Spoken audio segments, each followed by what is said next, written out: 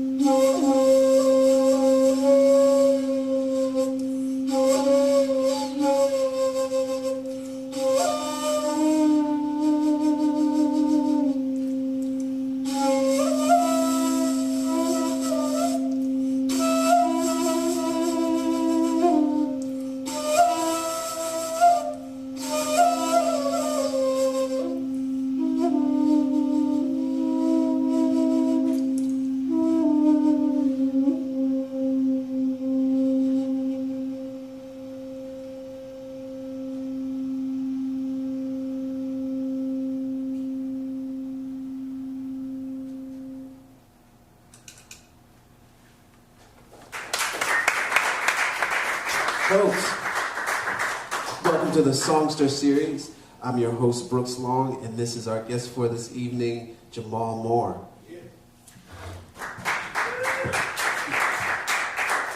So, first of all, welcome to Creative Alliance. Welcome to our marquee ball. Beautiful day outside, is it not? Yes. Live from sunny Baltimore City. So the Songster series is something I've been having here for about a year now. About a year ago, there was a man named Warner Williams who came with his musical partner, Jay Summerhour. And Warner Williams is a special guy because he's known as the last living songster. And those are people who played primarily on street corners and things like that, and knew a wide range of songs. It's becoming more and more understood that most artists, at least in the South, most musicians were this way, because this is back before there was a radio, or before there were CDs, certainly before Spotify or anything like that. So if you wanted to hear a song, somebody had to play it for you, and they had to know it. So I see the Songster series as a way to get to know artists on a deeper, wider level, and we're about to get real wide with Jamal Moore. How's it going, man? It's going well. It's going well.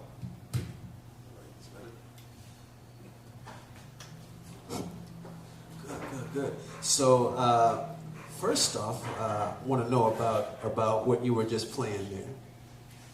That's an ancient Sudanese piece coming out of Northern Sudan and Lower Egypt, coming out of an ancient Sufi order called the Kawatir, as we mentioned in that piece right there. That's one of the pieces that were used in a lot of the ceremonies, ceremonial piece, in a sense where we got an alignment taking place. Some of the music I observed growing up in a household with my father being a Sufi, or practicing Sufism, and then things in other various mystery schools and that. And just one of the common pieces used all the time, and a specific tonality right there. So your father was or is a Sufi Muslim. What was that like growing up in Baltimore? I mean, it was a challenge. Growing up in a diverse household, enculturated in the Afrocentrism and various other schools of Kemetic, Egyptology, Hebrew, Islamic, and things of that sort. And of course, just as much as Islamophobia as it is now, Sure. It was really interesting to have it back coming up as a child in the 80s, in the midst of everything that's going on around you and that sort right there. People being very ignorant and not understanding the religious concepts like that right there. But, as time moved on and as things progressed, things change over time. Well, in your household in general, there was an awful lot going on. It seems like there was a wide embrace of music going on in your household. So tell us more about your parents. Basic, nothing special, nothing magical. Both of them had diverse backgrounds.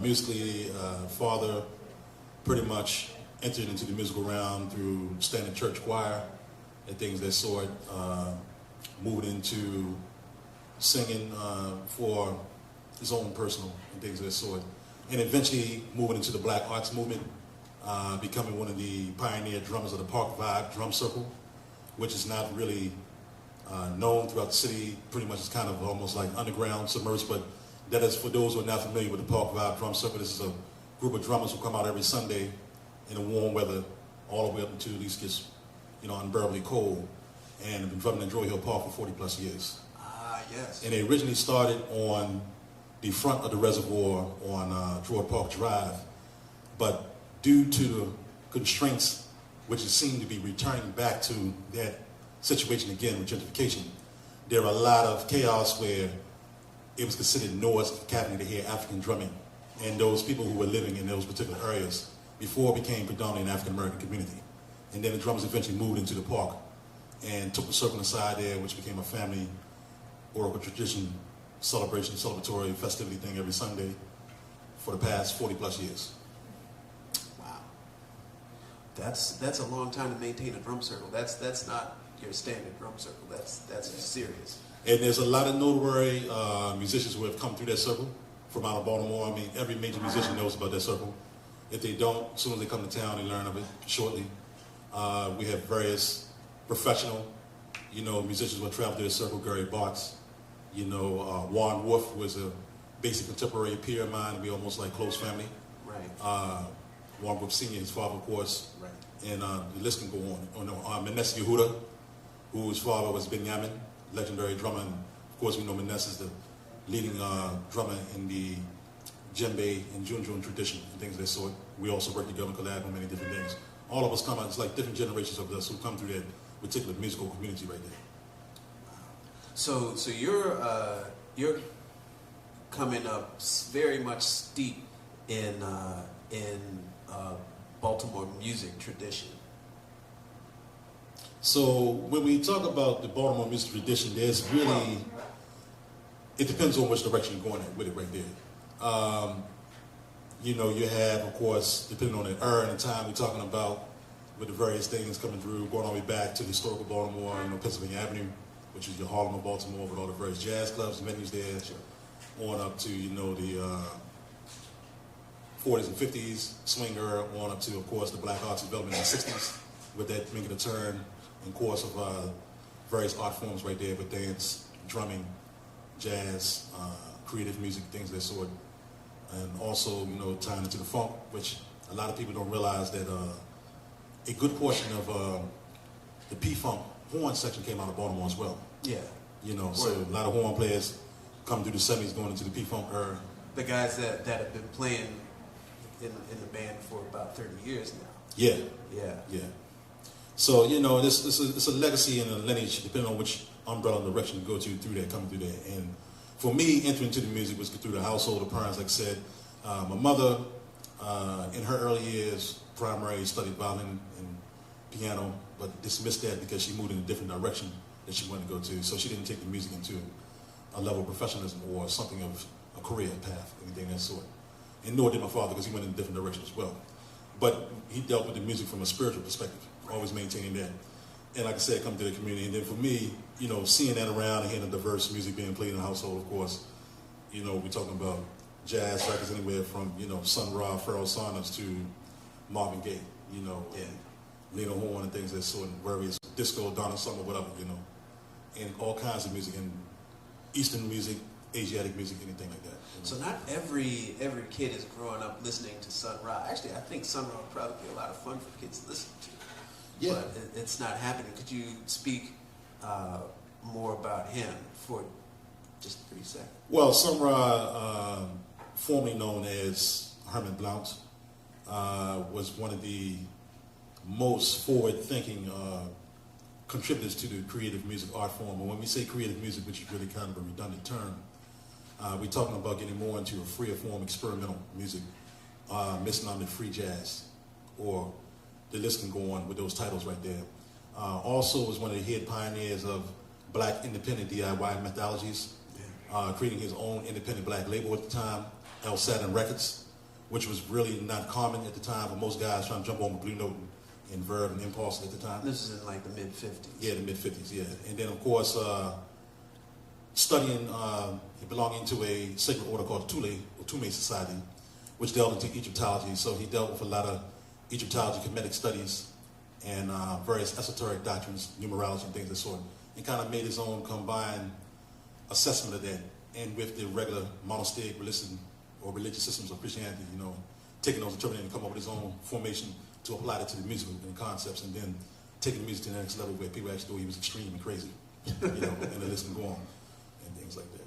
Well, he was eccentric. He had a philosophy that was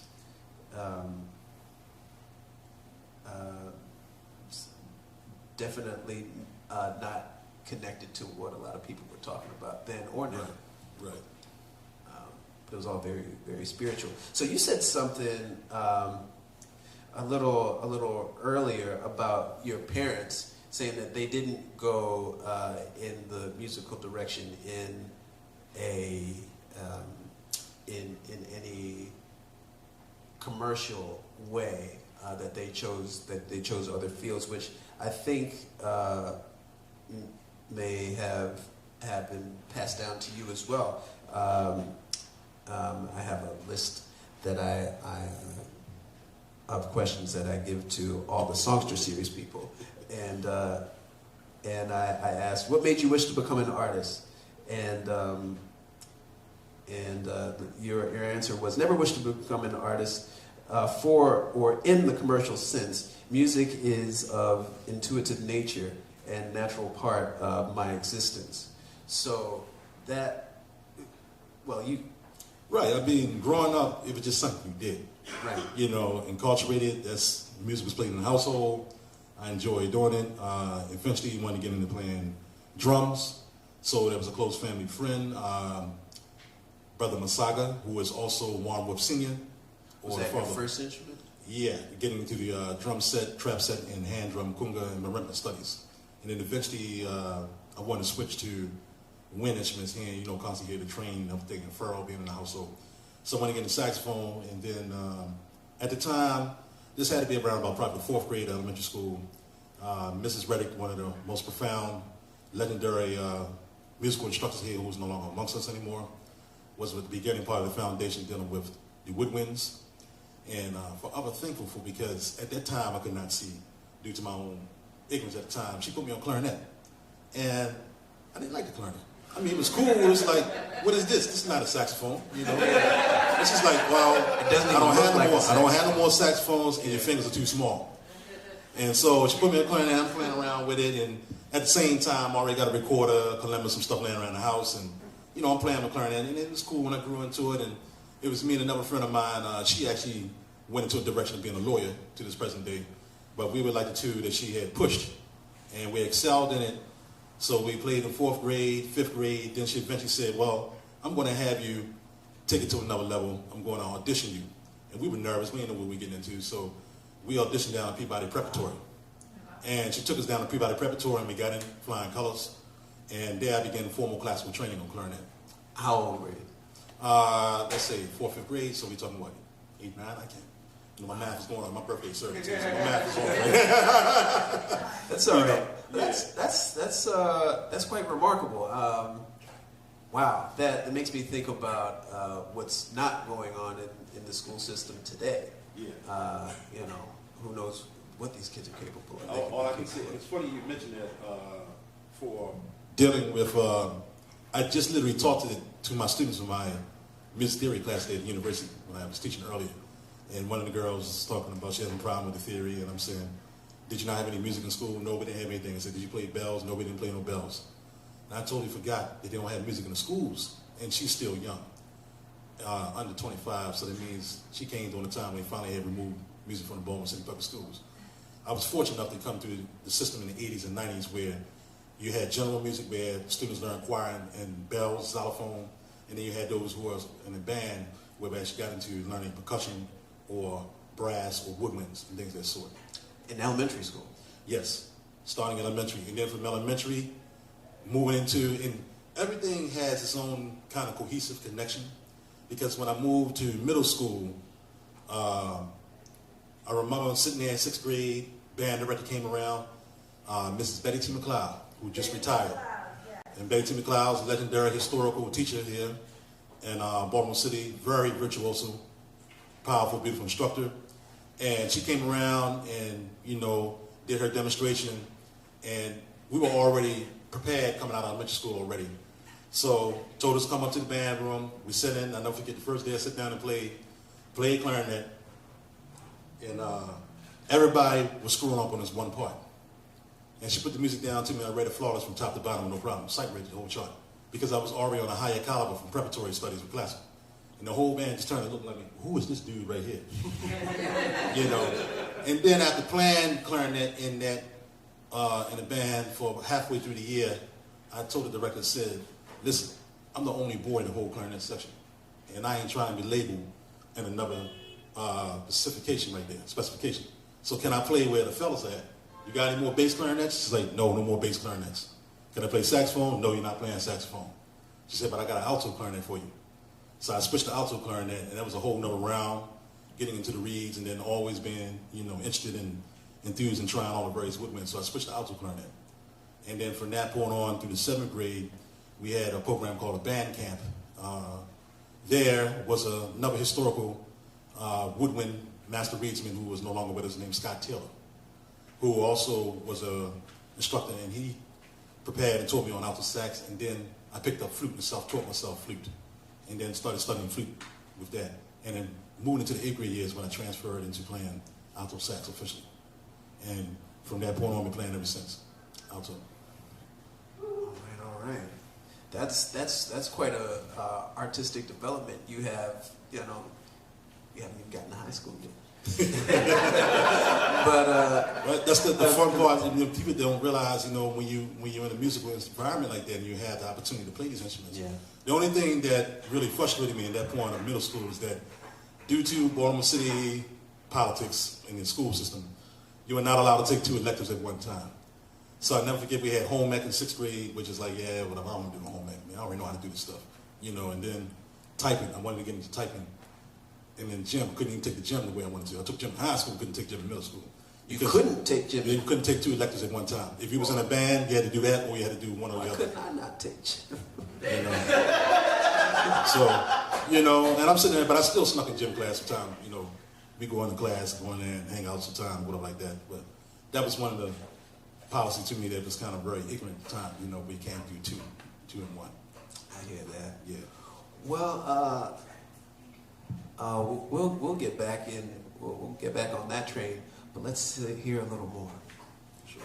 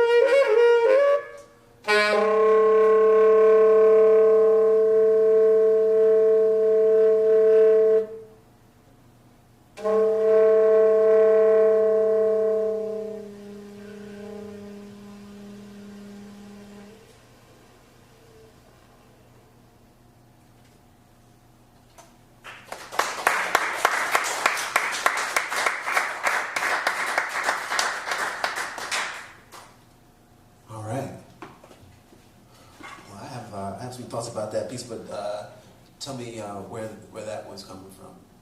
Oh, yes. That is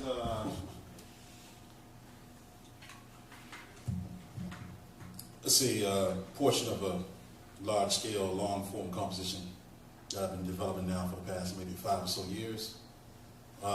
Moving in another direction. What's it called? Do you have it? Not quite yet. It's still untitled because there's different movements depending on different distractions and things.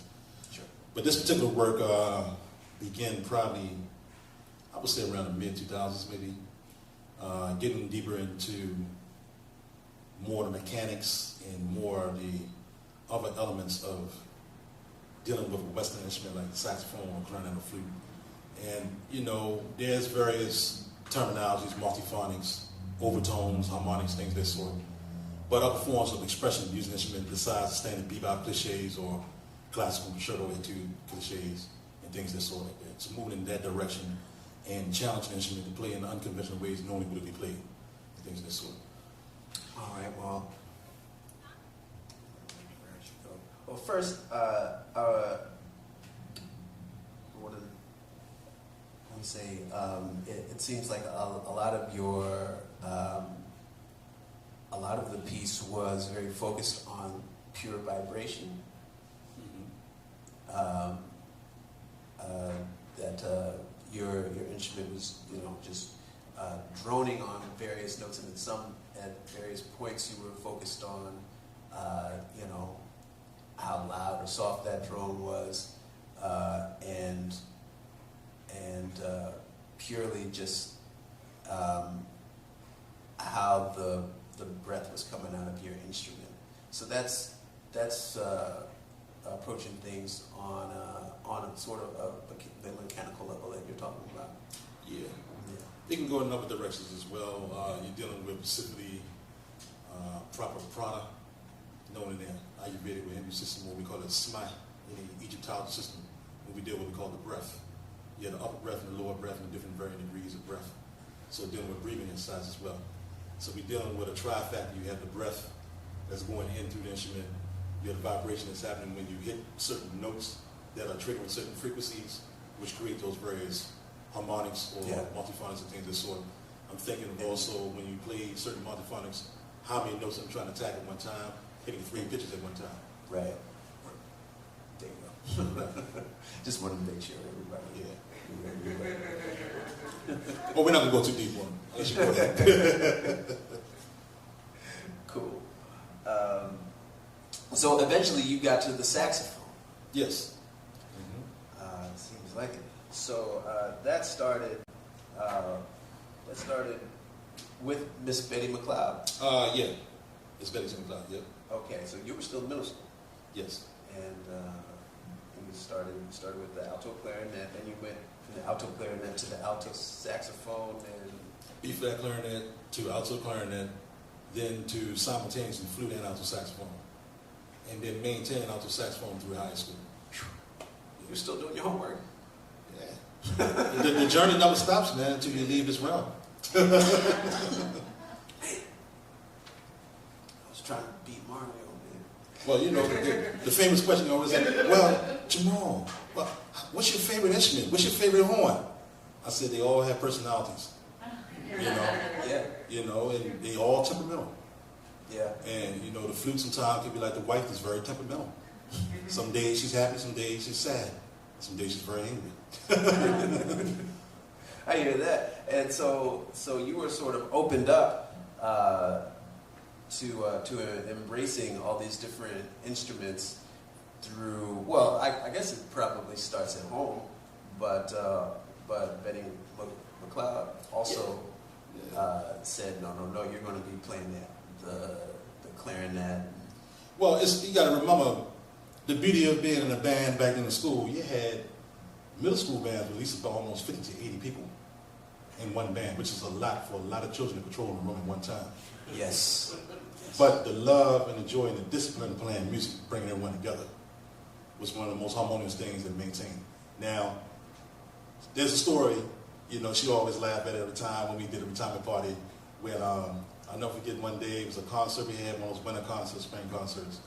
The whole band jacked up this one piece, and everybody walked in the hall of shame. We walked upstairs, she lined us all up in the hallway, and lit into us like no tomorrow. You know, in a very way without having to use swear words, but it tore us apart. But it was the building up and tearing down process and the love and the passion that she had for music that made us strong individuals, strong players, you know, to where we was at.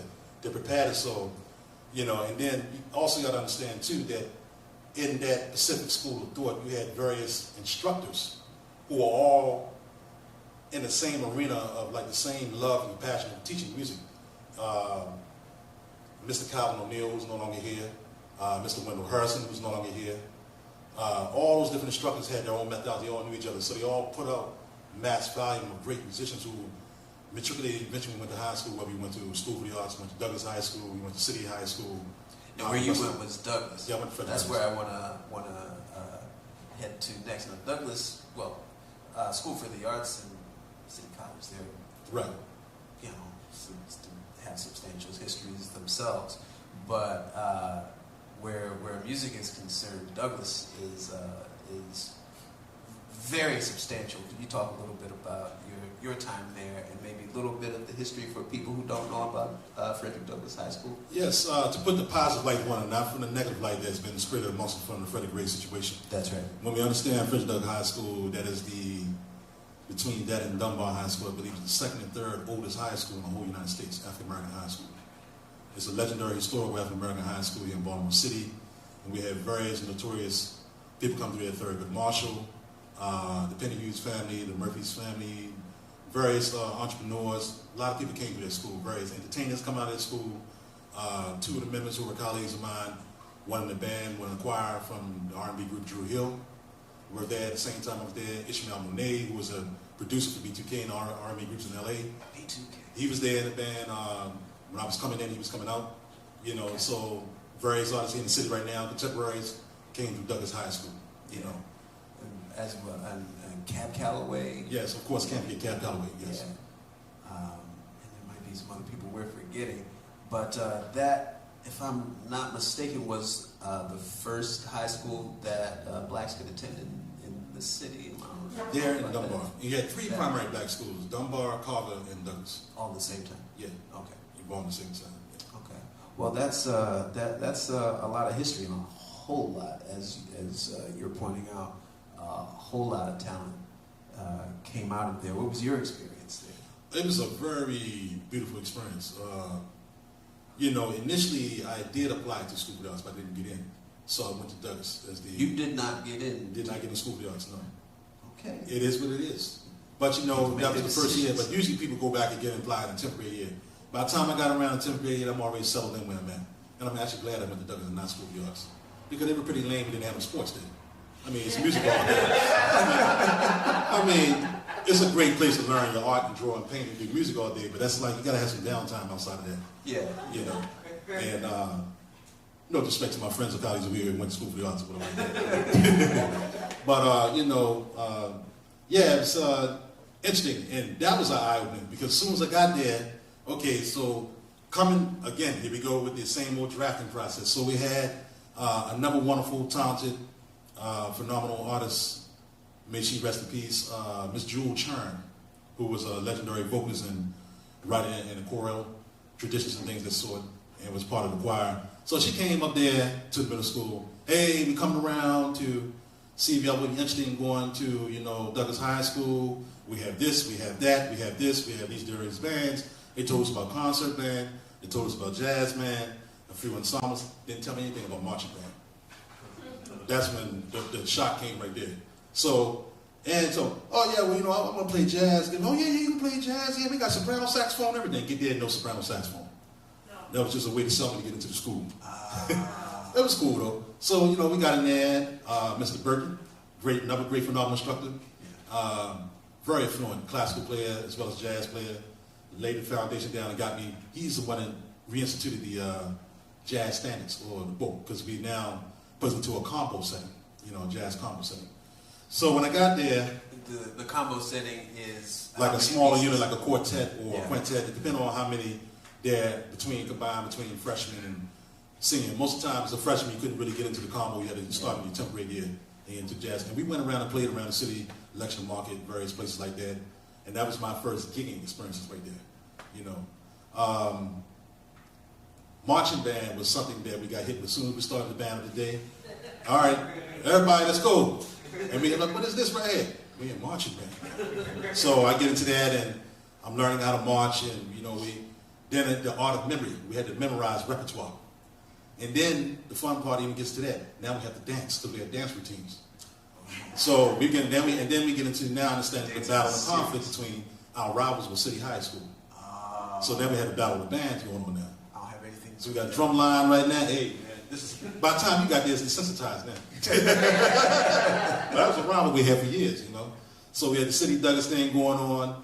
Probably we played them no mind. Other schools we didn't pay them no mind. You know, every school has its rival school, you know, it's rival bands, but we rivaled. We battled each other, man. Our jazz rivals was Lake Clifton, because O'Neill had put together a nice ensemble with the guys that were coming through Mr. Harrelson's program. So he went to Lake Clifton. So we had them as kind of jazz rivals. And then later down the line, Mr. Charles Fun had instituted the jazz band at Dunbar High School. And that was like, it was all like love and family, you know. We all playing in different settings and challenging each other in different competitions and stuff like that. So at that time, were you moving yourself, or maybe other people were maybe moving you into the free arena? No, I mean, for me, that's already there. There was nothing to get into. Is what I did. You already. I mean, I played in and out. You know, hearing Hank Mobley and hearing Train is like the same thing. You know, there's no difference between Lester Young or the Prez, we call him, or whatever, Dexter Gordon, whoever. It doesn't matter. I mean, all of it's in the same vein. You know, it's just now understanding that now once we got into this jazz combo, now I can actually see these tunes and go back. Oh, that's what this tune was on this record right here, and seeing how they played now, based on the stuff I was hearing all along, you know. Yeah. So maybe you could give us a brief rundown of the dichotomy between straight ahead and free, and then maybe we'll hear another performance. And I'd love to talk to you about your time at Cal Arts. Okay. When you basically deal with the cliche terms of straight ahead, that's basically meaning that you're playing inside a grid of these what we call harmony or changes. These are jazz terminology, musical terminologies coming out of Western theory. Right. And you basically C right to G. C, G, you know, notation between A and G. That's right. And basically this cycle goes around and around and around and around. And when you improvise, you're creating music on the spot, as we call it spontaneous music. You're constantly playing around and around and around these changes. Okay? And if you don't play those changes accurately, then we have what we call the jazz police.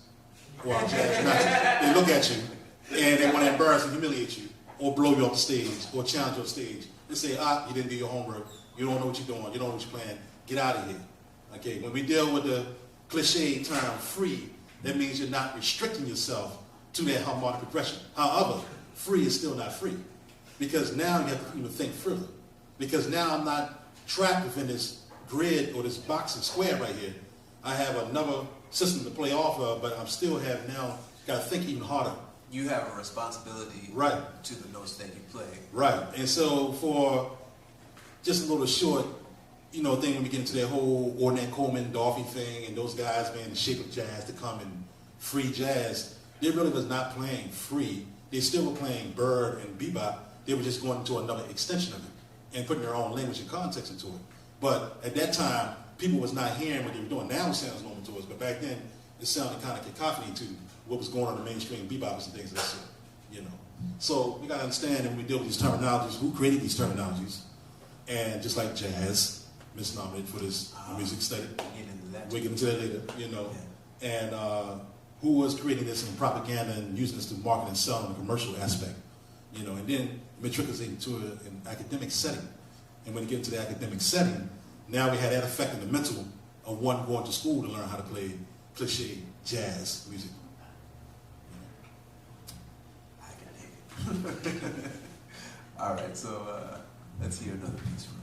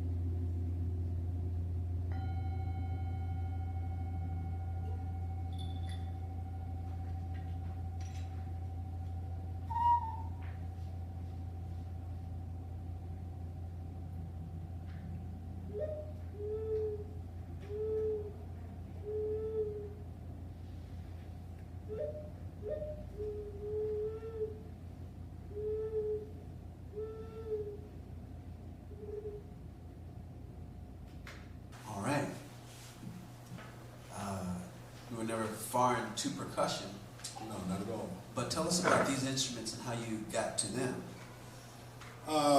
Well, getting into the singing bowls and the gongs is within a recent development process, happening probably within maybe the past. And the singing bowls are what you have Yeah, on the floor. on Yes. the floor. And these are various, what we call bell cymbals Yeah. and the various gongs. It's something I've been getting into probably in maybe the past 10 to 12 years or so. In a point between going into grad school and in developing further while in grad school and into where we are now. Bring this other element into the sonic that I'm already doing with a lot of the other works between percussion and woodwinds and things like that. And some of the gongs were introduced by way of some of the gamelan influences, or seeing a lot of the various gamelan music. As I mentioned, that, you know, radio here sometimes can be pretty boring in the city here, for those who listen to radio. Before the satellite radio came in and direct TV. So, you know, we have our notorious, most beautiful station. We have 88.9. I gotta get those as sponsors. We'll talk later. So we have 88.9 that really has a wide variety of great community voices, people who say great music and things of the sort. Towson, of course, and PFW in DC and a few other stations. So as I said earlier, you know, it's a middle of the week, summertime, early 2000s, surfing the radio, trying to find something to do. Odd night, late at night, nothing to really get into. And then one station had me playing like world music and things, and all of a sudden I heard this music that was on there. It sounded like a detuned vibraphone, like an auto-tuned vibraphone. I'm like, what is this, man? What kind of music is this? I mean, I knew it was something Asiatic, but I didn't know exactly what it was. And then I was telling a friend of mine, a colleague of mine who plays in Bira and things of the sort the next day. He said, oh man, that's called gamelan. That's from Indonesia. I said, oh yeah? So I went to research it, look it up. This is before we had just Google it on your iPhones. This is way before the iPhone craze and Androids. Back then we had to actually use a computer and go to the library. For those who know what a library is, hopefully. You know, so went to the library. It's still open by now. Yeah, it's still open. In fact, we have a street right here. Nice places. Yes, great places, great books. So, you know, I went to research what gamelan music was and dig deeper into it. Then, of course, our beautiful, lovely store we have in Baltimore, Soundgarden down the street, which had a more wide variety of CDs than what it does now, due to the climate change of the music, which we know mediums is reduced. But back then they had like thousands of CDs in that store. You could find anything you wanted, any style, any genre, any music. So I go on around music session, dig through, pick up a couple of gamelan CDs, get into it, and listen to it. I didn't know what it was between Japanese and Balinese at the time. I didn't learn it until further down the road, but I just knew. So I enjoyed the music. I said, at one point, someday, I'm going to get a chance to play in this kind of environment. And then when studying Cal Arts, after doing the various journeys of various grad programs that I was seeking out to try to get into, to be a path to take, you know, and discovering that when I got to Cal Arts, I learned that they had a Japanese ensemble out there and actual majors. So you had your regular jazz hits. You have your program called Performer Composer, which means you just sit and write music, and it's basically whatever you want to do, the world is yours. Whatever direction you want to go in. And the way they do it, because it's a very avant-garde institution, but you still have discipline, so you're going to get challenged. So if you think you're just going to write normally what you write, the professor's going to like, no, go further. Take the piece further. Expand on it. Flip it upside down. Do all kinds of things with it, because they challenge you to pull out of you new methodologies for composing and writing. And the program I dealt with was with Dr. Leo Smith, African American Improvisational Music, which was a solidified program only taught by him. And but I had to take other courses. So I got into the gamelan ensemble. I chose the Japanese. Japanese was more laid back, more meditative, more relaxed than the Balinese, which to me was personally more flashy. That was more the flamboyant dancing, faster paced, up-tempo stuff that was there. Yeah, it's all from Indonesia. Yes. Yeah, because Mama Indonesian composer, how many islands? About 20-something islands, right? Yeah. Yeah, so it's so, and then gamelan is not restricted to just Japanese and Balinese. That's just the two main. You have Sumatra, you have go to Dunbar. There's a whole bunch of different influences mixed in with the gamelan. So eventually playing in that ensemble to the point where the instructors, man, really dug the vibe, and two, there's not too many African Americans getting into the program or studying music. You know, in that school there was a handful of poppers that was there. So they really took in, and they knew where I was coming from, they loved the data and everything like that. So they actually began to said, you know, you play horn, we want you to play soprano sax at the top of one of the pieces I wrote. So they can actually compose gamelan pieces when we playing soprano on top of it. And then I took it to the next level by actually already playing a song and learning traditionally the music and notation, which is totally nowhere near Western notation. Everything is based on numbers and a whole number of esoteric systems they come from. When we're learning numbers and systems, when you're playing the various instruments in the song. And the gongs is just one element. You have the Peking, you have the two scales, cylindro, osmodo. These are the scales, not Western scales, whole concept. So getting into all that right there is what opened me up to another world of exploring, building the gong textures into what I do. Yeah, so yeah, that's great. So I do want to get back to your professor, Wadada Leo Smith. But first, I want to point out something that we were talking about earlier, which is the intersections between tradition and originality. And it sounds like what you're telling me is that, which you, next to what you're saying here, that you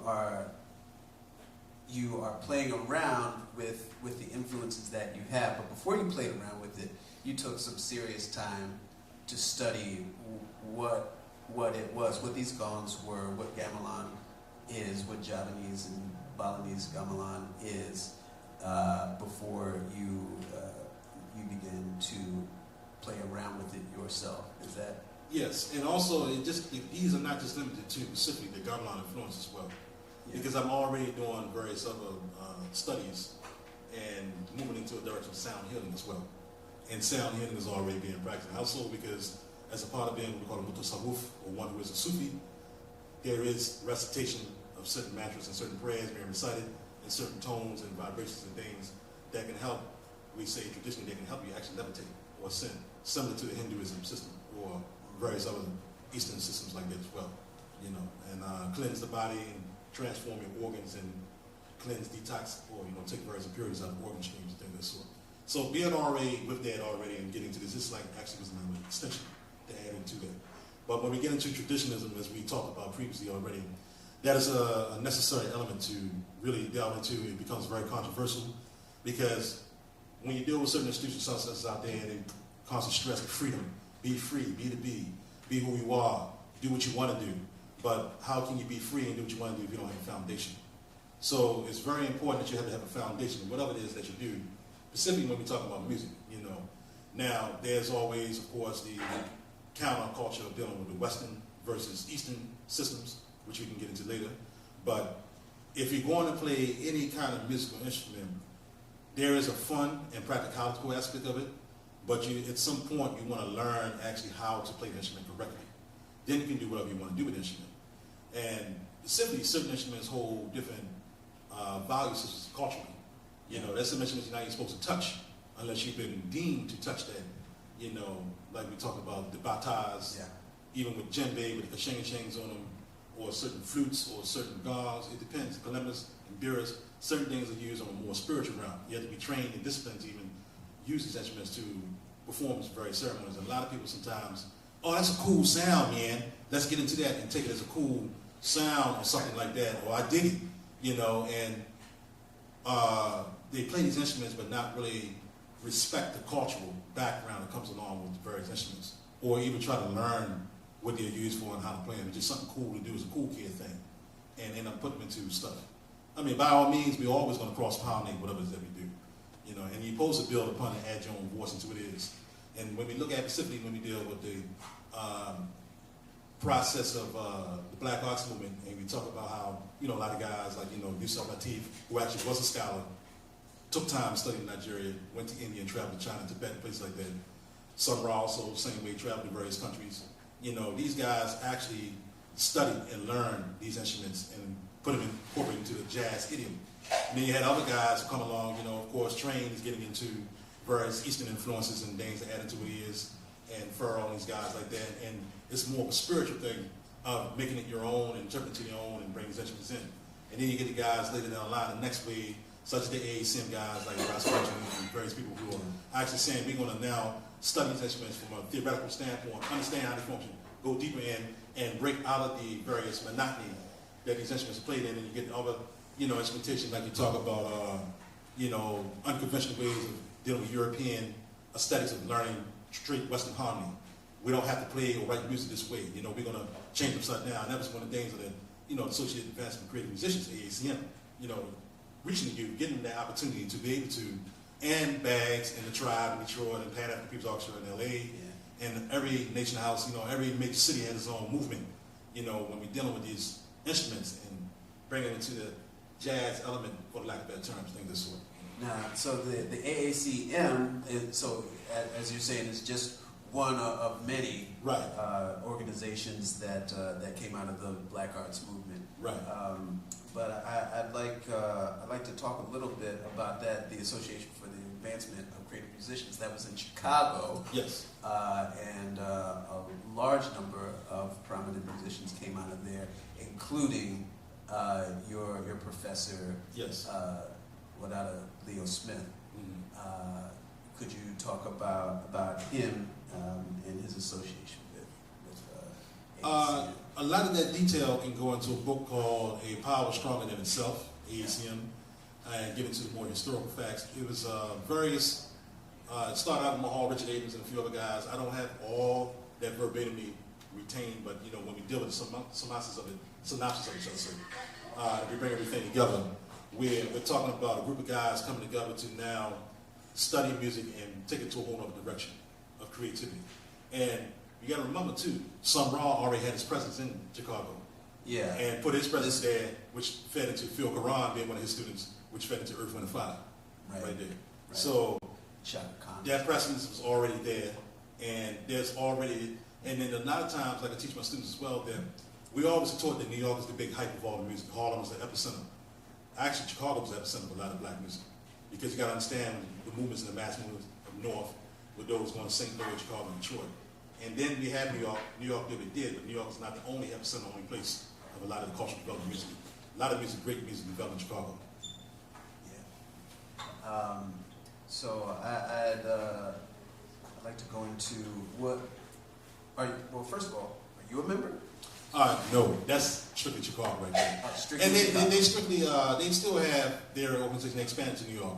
And without being a part of that and actually being on the board that's where I was in the earlier years, understand the trumpet taking it to a whole other direction, not being a bebop trumpet player or what we call jazz trumpeter or classical.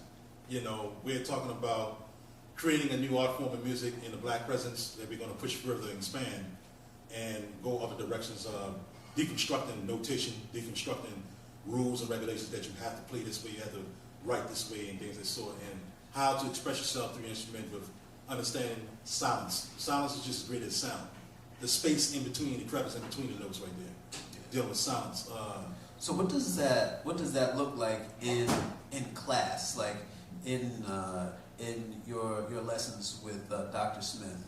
Well, he has his own language. It's called approximation, and you can look this up online for those who want to get deeper into this, where he has developed his own notational system using various symbols to represent velocity, how fast, how slow you play a note, intervallically, meaning linear, how high, how low, the distance between notes, how you play, and then dealing with various colors that tie into that, and giving a concept around colors. Colors like when you're talking red, green, blue, the spectrum of primary, first, secondary, primary colors and things of the sort, and with these symbols and numbers to represent how short, how fast, how long can you go, pauses in between, sounds in between, and use that as a form of expression for a language that he's developed. And he actually just released a third volume of a book called, I believe it's called 8 Notes, if I'm not mistaken, which should have just came out this past month, that he said he's now updated and put the full completion into his language, added on some new information to that he just came in self-discovery with. Because he's been working on this since the 70s. Wow. Just like you have, mine's going blank right now, trumpeter Butch Morris, who has a system called conduction, which is another system. Then you have Anthony Braxton with his language, you have Roscoe Mitchell with his language. So all these guys, George Lewis, all these different guys have varying degrees of their own. Henry Threadgill, who were constantly challenging and then giving the youth an opportunity that when they learn music, okay, you learn what the instrument does, how it functions, but you don't have to play Mary Had a Little Lamb. Take Mary Had a Little Lamb and play it backwards. Flip it upside down and see how it would sound that way. Take the bars apart and mix them around and mismatch them, see how it would sound that way. Take Mary Had a Little Lamb and now change the key and go in a whole nother direction. So all these things are being pushed. Now just turn Mary Had a Little Lamb, turn it half, throw it in the trash can. Now come up with your own composition. You know, let's see what you can write down now that you understand how that works right there. And these things right there really open me up to a whole nother level of composition. Because when you think you're free, you're not free enough. You'll never be free. There's always things that go in that. That's why people, conflict of interest in the jazz community here has this concept that, oh, he's free. And free to them thinks you just stand and pivot on one note and play a motor all day long. That's not being free. That's not what free music is. Free, as we mentioned earlier, means that you're not stuck and trapped within this grid, this square box. But there's still work to be done, and it's still a challenge, because now you have to constantly develop new information, if depending on the direction you're going in, and things like that. And also, as we were saying before, take more responsibility for what you play. You were talking a couple of days ago about your approach to teaching music with young kids. Yes. And you were saying that you have a different approach when the students play a note that was unexpected, which right. you might call a wrong note. Right. Just talk about that. Well, the thing is, I've been teaching music now for probably almost 20 years. So it's getting out of high school, I started working with workshops around the school with various guys. Brother Chuck Maddox ran into, I told you he was one of the first brothers I ran into, along with Finley Fish and a whole crew like that, the poet crew. Chuck Maddox here. Yes, right there, you know. And These so stories, man. various brothers like us, we would go around, do workshops in various schools and, you know, speak to the children, things like that. And eventually all of us had different directions where we went, path, and chose, and between drumming and instrumental music. So, you know, all children learn differently. And based on the way you learn is how you will teach a child. And there are a lot of people here who are not meant to be teachers, but they have these jobs. And it's paying the bills. So they don't really have the compassion, love, and the heart to really teach. So they force feed the child all this information and can't connect the child on a basic level. So understanding the child where they at on a basic level, seeing the learning abilities with strengths and weaknesses, and then not always chastising a child on the incorrect things they do, because that will spoil and take the starch and the spirit away from them wanting to even gravitate and learn an instrument. You know, like a lot of instrumentalists and musicians I talk to all the time, I challenge them all the time. How many of you can remember that actually the first time you even picked up a drumstick or even touched a horn? And they can't even remember, like, wow, I don't even remember that. How many even remember the first time what it felt like when you played the trumpet or a snare drum or a bell or something like that? And if you lost that feeling, that shows right then what is your purpose as an artist or a musician, what are you doing? When you can't relate to that feeling, what it does for you. We've gotten so caught into the money, power, respect piece, commercialism, you know. So when dealing with children, you know, when they make a wrong note, instead of, that's a wrong note, do it again. You know, we're going to do it again. Why you play the wrong note right there? I don't know. And they laughing and giggling. Well, how did it make you feel? It made me feel good. All right, let's do it again. We play the note again, make a wrong note. Okay, let's do it again. Try to correct your fingers this way. Try to get the arm to this way. And then I'm easing in and teaching pedagogy, as we call it, a systematic way of how we teach. Methodologies, how to get them to play properly and appropriate, you know. But you're not also, you're not saying to them, you played the wrong note. You're asking, why did you play that note? Right. Which gives them a responsibility for what they're playing. Right. Which I think is important. Because I've taught all around. I've taught here, starting out in Baltimore City, taught in Boston, public schools in Boston, Massachusetts. I taught in Los Angeles. And ironically, I was just telling a story to someone the other day. I'll never forget, I was sent to East LA, of all places. I wanted to go to Watts or down in Crenshaw. The teacher said, no, I'm sending you to East LA. And I dealt in that particular center, was called La Plaza del Razo, which was a Hispanic cultural center. And I had a lot of students coming in, I had all kinds of different ethnic backgrounds in it. This one girl came in, she was a virtuoso, singing traditional Hispanic music at the time. She was Mexican, so the banda music and various other music. She was a vocalist, she was a violinist, and she wanted to play saxophone. So she came in, I taught her how to play saxophone. She already had almost came to destroying her vocal by not having proper formula. So the other colleague of mine had to retrain her how to sing again to protect the lungs from going out on her. And we're talking already only 13, 14 years old. So, but what I learned was the wounding process that had took place. So when we came in there, I'm running through things, we're having fun, then all of a sudden, meltdown mode. You know how kids are. They go on you. What's wrong? The whole time. Hello, what's wrong? I don't want to play no more. Why you don't want to play no more? And then, I'm not mad at you because you played the wrong music. What's happening? And then I had to figure it out. And it snapped right there. I said, magic question. You played violin, right? She said, yes, I did. Where was the violin teacher from? Or what did she teach you? How did she teach you lessons? She would yell and scream at me all the time and yank the violin out of my hand. So she was abused mentally. Yeah. And that wounding carried over into her. And then when I was dealing with her, she immediately froze up thinking I was going to yell and scream and get mad when she made mistakes. And I had to deal with that and untie that process and do a healing process and then assuring her that you're going to learn to have fun. We're not here to get into, you should not be studying music and being tortured at the same time. Yeah. And a lot of people who are, lack of better terms, trained in music, jazz or classical, are really robotically playing music, not from a spiritual or fun place. Because they've been force-fed to play this music since 2, 3, 4 years old, Suzuki methods, whatever it may be. You're going to play piano, and that's all you're going to do, and that's what you're going to do. I don't care if you want to play this right here. You're going to play piano, and you're going to practice 5 hours a day. And I have colleagues that are close to me right now who, little did I know, they actually was forced to play music. I didn't know that. I mean, we all think we're having fun. For me, it was a choice. For them, they were forced. Because according to their family legacy, they were musicians going back 4 or 5 generations, so you're deemed to play music, and you're going to do this. So while we outside running around having fun, tag, and all that stuff like that, they're in there practicing concertos, taking away childhood fun and time. Does anybody in here, does anybody have any childhood experiences like that? Playing music like that? No? You do? I don't have that experience, but I had the opposite of wanting to do music, and people are like, well, you know, I don't know, like a lot of people think that you're not a musician if you haven't been playing since you were 5, and I think that's ridiculous. You could be a musician at any age. Music, you're never too old to learn an instrument. I'm learning some new instruments right now. I'm not going to go into a DR.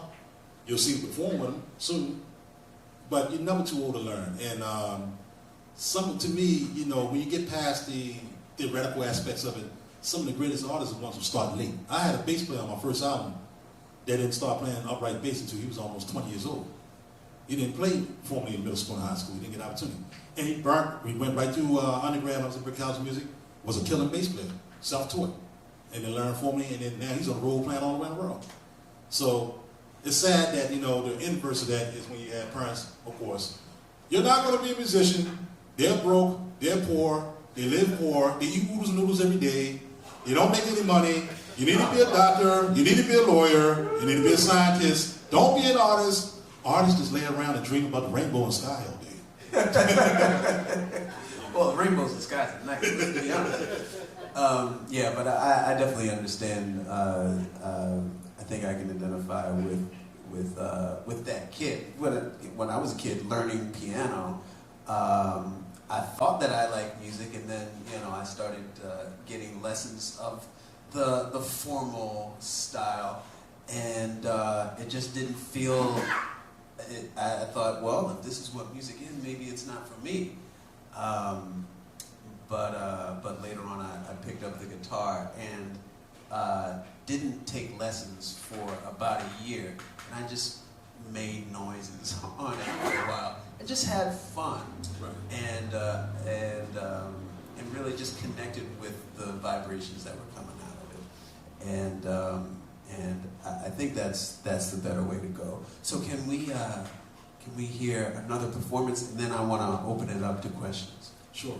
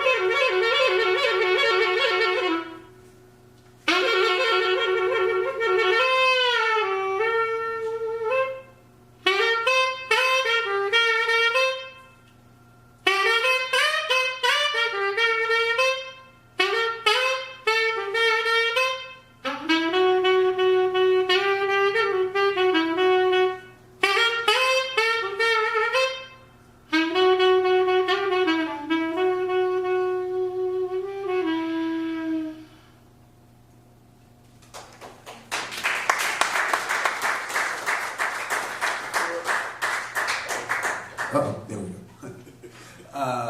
Before I open it up to questions, that is a beautiful sounding instrument. What is that? Can you show it to everybody? This right here is called the Abuja phone. And for those who are not familiar, we have a notorious, infamous artisan here in Baltimore known as a Buddha flute maker. And a Buddha flute maker comes through all the time, do various workshops in creative lines and around the city. Well-renowned instrument designer and builder. And this is one of his custom instruments right here that he has built. And we call it the Abuja phone. It's in the key of D.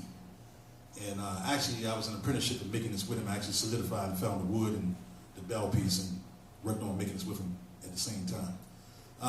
Abu is like a family friend. I've known him since childhood. And again, phenomenal person, great artist, great designer, and things of this sort. And at this time, when I had picked up one of these, it was something, I was looking for a new sound to add into what I have already. And I also make my own bamboo flutes. And actually, the flute I made, or initially played in the beginning, was a variant bamboo flute I made tuned to Pacific Stupi scale, the koala system, dealing with the cavaliers, as I was mentioning earlier, and things of that sort. So, sounds are constantly in search of sound, in search of new ways of expressing and extending your voice beyond conventional tunings and conventional systems of Western notation and Western instruments and things of that sort. You know, this is a beautiful instrument that I had selected from it to add into what I do.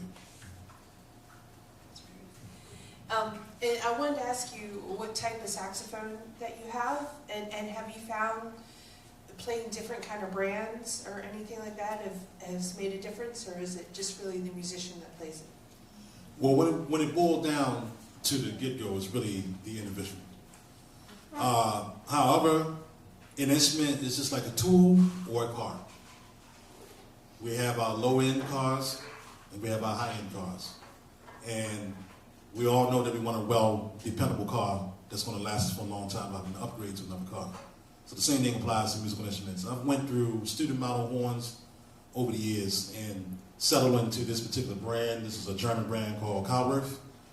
And I don't personally get into all the theory, the musical nerd stuff we call it, is get into, oh man, what kind of mouthpiece setup you have, what kind of horn you have set up.